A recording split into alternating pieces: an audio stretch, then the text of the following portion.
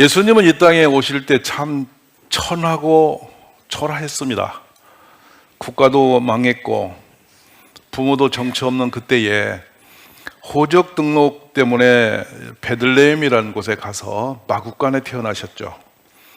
그것도 이제 약혼녀 마리아에게 태어나셨는데 그의 혈통은 다윗의 가문에 속하게 되었습니다. 그런데 놀랍게도 그 유대인들을 구원하기 위해서 오셨는데 유대인들로부터 버리심을 당하고 끝내는 그들에 의해서 죽임을 당하십니다. 그리고 3일 만에 부활하셨고, 부활하셔서 제자들에게 찾아오셨는데도 3년 동안 동행했던 제자들이 주님을 믿지 않았습니다. 심지어 내가 못자국 장작을 보고 만지지 않고는 믿지 않겠노라고 덤비드는 도마도 있었습니다. 그들이 두려워서 예수님 죽으신 뒤에 두려워서 숨어있던 그곳에 문을 열지 않고 주님이 나타나셨음에도 불구하고 그들은 예수님을 인정하지 않았습니다. 주님은 참 유로운 길을 걸으셨죠. 그리고 나서 드디어 우리 예수님은 직접 40일 동안 부활하신 몸으로 많은 사람들 앞에 드러내셔서 직접 그들과 대화도 하셨고요. 심지어 바울 사도가 서신서를 쓸 때는 약 500여 명의 증인들이 그 앞에 있었습니다. 우리 주님은 죄를 이기시고 사망을 이기시고 승리하셨음을 믿습니다. 그런데 그 제자들이 그 와중에 하나같이 베드로의 동요를 받고 요한복음 21장에 보면 물고기 잡으러 갑니다. 밤새워 헛손질 하던 그들 앞에 주님이 오셔서 아침 식탁을 준비하고 그들을 초대했죠. 그리고 베드로에게 물으셨어요. 네가 나를 사랑하느냐? 세 번의 질문 앞에 베드로는 주께서 아신다. 내가 주님을 사랑한 줄 주님이 아시지 않습니까? 계속하면서 나중에 근심하면서까지 고백했지만 사실 주님의 그 사랑이 그 속에 있는지는 의구심이 듭니다. 근데요, 마지막에 주님이 아무것도 잡지 그들에게 하신 말씀이 뭔지 아세요? 내 양을 먹이라 하는 거였어요. 너희는 물고기 잡으러 다니는 사람이 아니라 연약한 영혼들을 살리는 사람이 되어라. 이게 그들이 가야 할 길이었죠. 그리고 주님은 그들 앞에서 승천하셨어요. 하늘로 승천하시고 그들에게 지정하신 게 있습니다. 위로부터 하나님의 은혜가 능력이 임하기까지는 이곳을 떠나지 마라. 이곳에 머물러 있어라. 사실 예수님이 죽임당하시고 승천하실 때 거기서 머무른다는 것은 매우 위험한 일입니다. 예수님을 공격했던 세력들은 더 득세를 하고 있었는데 거기서 감히 예수님 제자가 있다는 소문은 들리자마자 잡혀 죽임을 당하게 되죠. 함에도 불구하고 그들이 좁은 마가의 다락방에 모여 앉아서 주님의 말씀을 기대하면서 기도를 시작했어요. 우리가 보기에는 한 10여일로 보여지는데요, 연구 자료를 보면 10여일쯤 지났을 때 위로부터 그 마가의 다락방에 성령이 임재가 있었습니다. 그리고 그들은 각기 다른 나라의 방언으로 새 방언을 말하기 시작했죠. 이제 두려움도 사라졌고 그들이 길에 나가서 소리를 높여서 예수 그리스도를 전하기 시작합니다. 그자 일부 사람들이 충격을 받고 저들이 갈릴리 어부들이 아니냐, 무식한 자들이 아니냐, 어떻게 저렇게 유창한 유혹을 한단 말이냐. 그러면서 형제 우리 어찌하면 좋을까 하면서 그들의 그 죄 많은 인생이 드러나기 시작합니다. 그렇게 시작된 것이 이제 초대교회의 출발선이죠. 오늘 많은 교회들이 이 땅에 존재합니다. 수많은 교회가 있고 모든 교회마다 나름대로 예배를 드리면서 신앙생활을 하고 있죠. 그러나 우리들은 참된 교회가 어디냐라는 것에 대해 궁금을 갖습니다. 세상이 많이 흘러가면서 인간적인 방법들이 많이 들어오고 교회가 교회다워지지 못하는 일이 많이 벌어지고 있습니다. 이런 혼란과 흔들림은 거듭 계속 오왔고 지금 우리는 드디어 2025년 대한민국의 교회를 섬기고 있죠. 여러분은 이제 한 시대의 교회의 주인공입니다. 그러면 우리가 섬기고 있는 교회는 진짜 교회인가? 제일 큰 질문은 여기에 방점을 찍어야 됩니다. 은혜 받는 것이 무엇인지, 교회를 다니는 게 왠지, 왜 교회가 있어야 하는지 여러 방편에서 우리는 그 질문을 가지고 서야 됩니다. 항상 늘 모든 예배 때마다 이 질문을 우리가 놓치지 않아야 돼요. 우리가 드리는 예배는 참된 예배인가? 우리가 섬기는 하나님을 제대로 믿고 있는가? 하나님이 원하시는 그 교회를 우리는 세워가고 있는가? 이 질문이 우리 곁에 떠나지 않기를 바랍니다. 드디어 우리 주님이 우리에게 남기신 마지막 유언은 오직 성령이 너에게 임하시면 너희가 권능을 받고 예루살렘과 온 유대와 사마리아와 땅끝까지 이르러 내 네? 이 증인이 누구겠습니까? 이 증인이 누구겠어요? 바로 우리 한 사람 한 사람이 예수님의 증인입니다. 그러니까 우리는 어떻게 살아야 되냐면, 잘 들으십시오. 우리가 성령의 임재를 받아야 되고 권능을 받아야 되고, 예루살렘과 온 유대와 사마리아와 땅끝까지. 여기는 영적 의미가 매우 큽니다. 여기 보세요. 예루살렘은 예수님이 직접 임재하셨던 곳이죠. 온 유대라는 이스라엘의 나라의 한계입니다. 그들이 벽이 있었던, 영원히 끊을 수 없는 장벽이 있었던 사마리아 땅입니다. 적들이죠. 땅끝이 어딥니까? 이 지구촌 끝까지 달려가서 뭐 한다? 크게 뭐 한다? 증인이 된다는 거예요.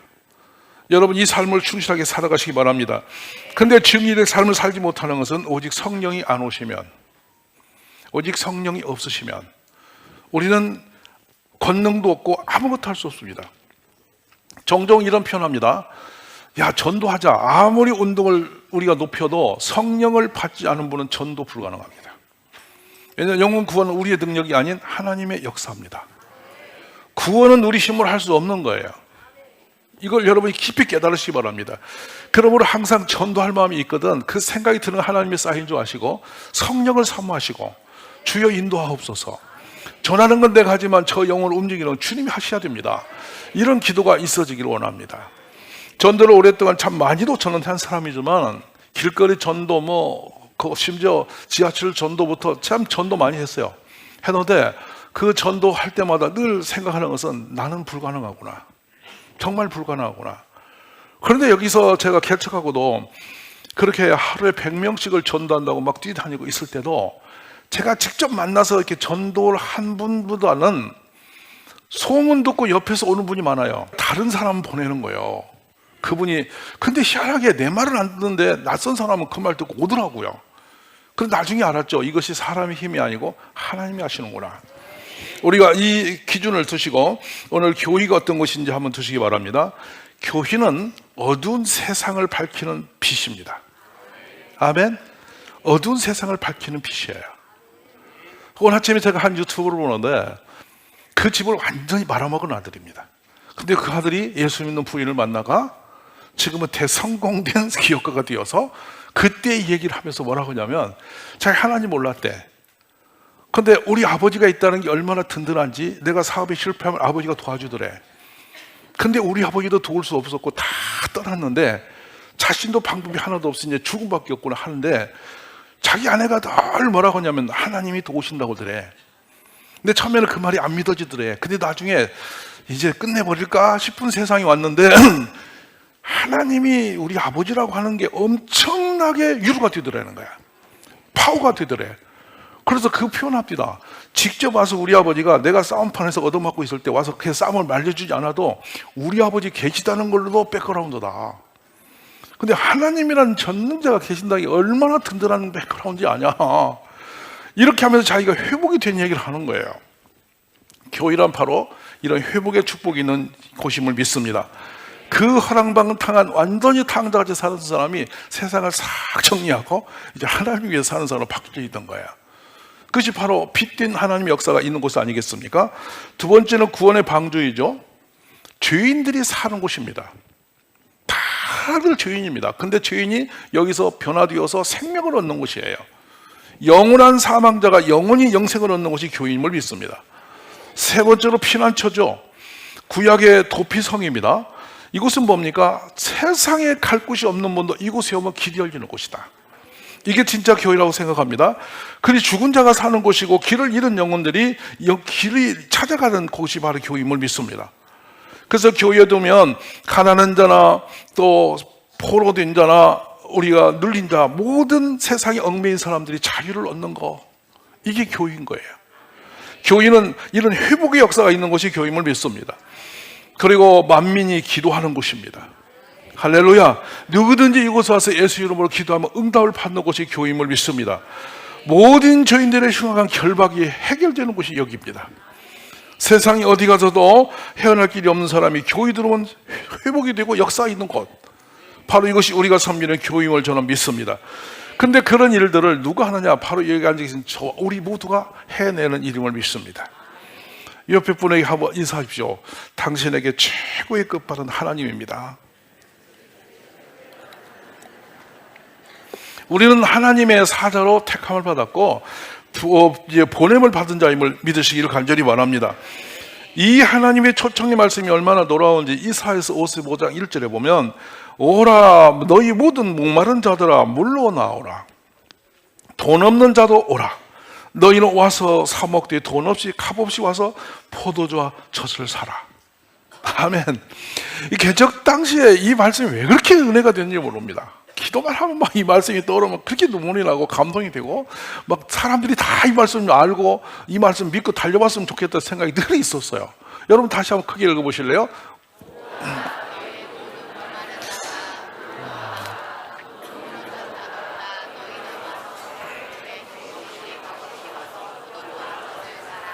아멘. 금년 내 새벽 기도마다 매일 기도할 때마다 제가 한 번도 걸르지 않고 계속 지금 기도하는 말씀이 있는데요. 이사야서 1장 18, 20절이에요. 한번 봅시다. 자, 시작. 너희 죄가 주가 될지라도 눈과 같이 휘어질 것이요 진우같이 붉을지라도 얌털같이 희게 되리라. 너희가 즐겨 순종하면 땅의 아름다운 소산을 먹을 것이요 너희가 거절하여 배반하면 칼에 삼켜지리라. 여호와의 입의 말씀이니라. 아멘. 자, 얼마나 감동이 드는지 모릅니다. 미가서 4장 2절에 우리 주님이 부르심을 들어보십시오.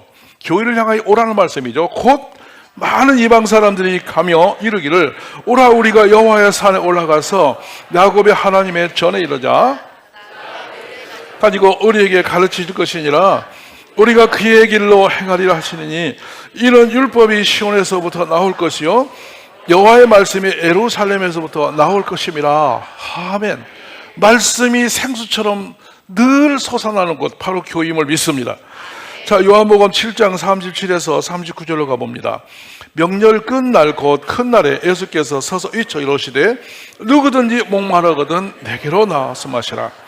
나를 믿는 자는 성경 이런 것 같이 그 배에서 생수의 강이 흘러나오리라 하시니 이는 그를 믿는 자들이 받을 성령을 가리켜 말씀하신 것이라. 예수께서 아직 영광을 받지 않으셨으므로 성령이 아직 아멘. 이 말씀이 바로 교회에서 일어나고 있는 일들이죠. 생수의 강이 넘치는 곳이 됨을 믿습니다. 자, 그러면 오늘 본문이 있기까지 핵심적인 말씀으로 들어가 보겠는데요. 사도행전 2장 42절을 봅니다. 자, 이제 주님이 그 모든 과정을 다 끝내시고 이 땅에 하나님의 나라를 세우셨는데 바로 그게 교회입니다. 작은 마개 다락방에서 기도하는 연약한 120명의 지체를 통해서 성령의 임재가 있으면서 교회는 시작이 돼요. 그들이 무슨 일을 해내겠나, 저들이 무슨 힘이 있겠나 했는데 놀랍습니다. 그 기독교가 세계 최고의 강국인 로마를 점령하게 된 것이 330년 후입니다.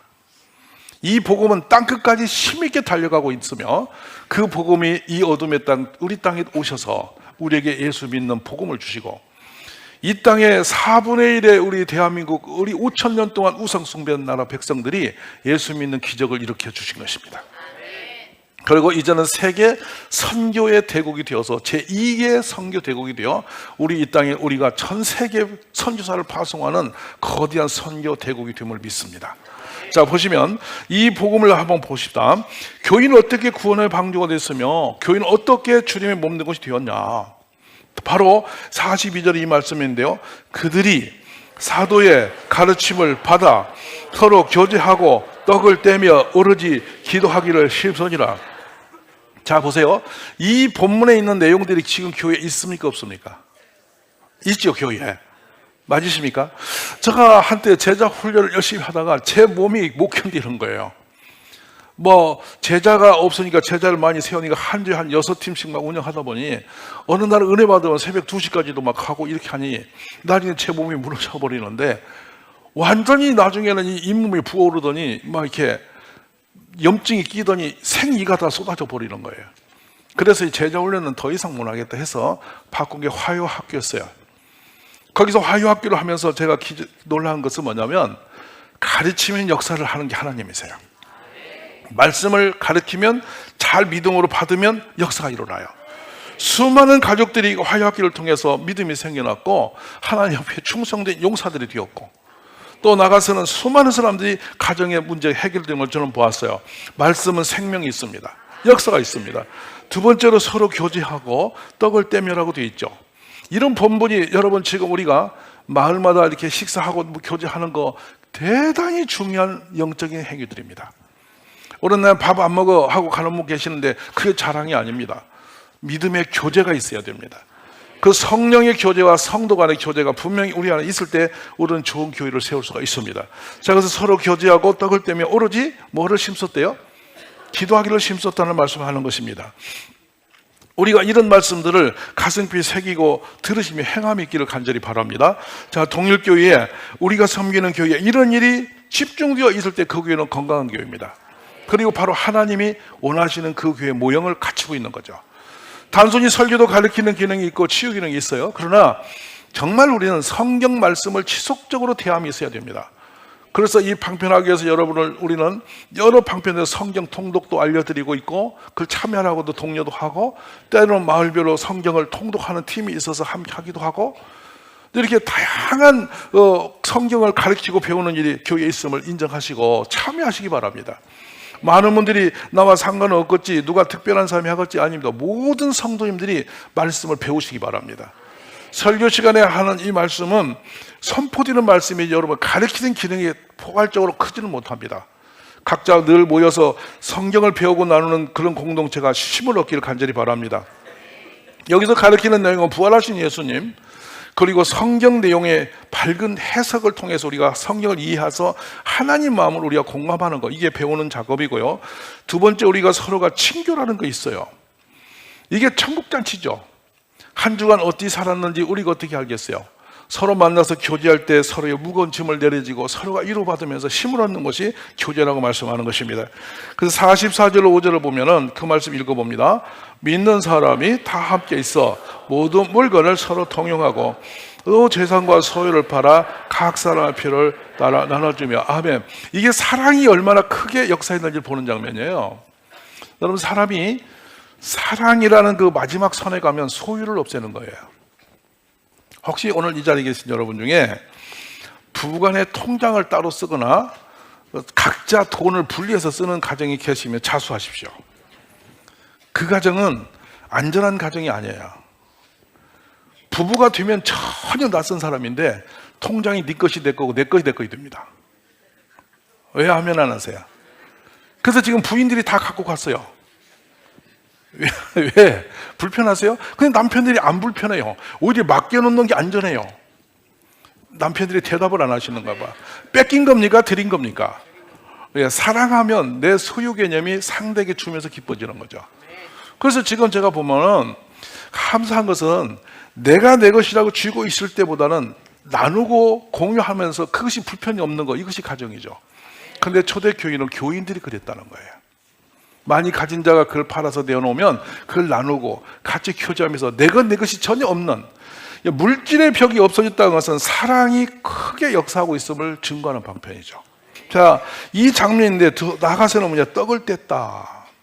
떡을 뗀 건요, 이거 엄청난 영적 의미가 있어요. 여러분, 원수하고 밥 먹을래요? 세상에 흉악하게 보기 싫은 사람하고 둘이 밥상 할래요? 아니에요. 여러분, 밥은요 좋은 사람하고 먹는 거예요. 맞으시면 아멘. 근데 이제 제가 목사로서 불편한 건 뭐냐면, 목사하고 밥 먹자면 그렇게 무서워해요. 왜 그러십니까? 여러분, 이 기독교는 벽이 없는 거예요. 누구나 서로가 행복하게 만들어서 같이 식사를 나누는 거 당연한 일이에요.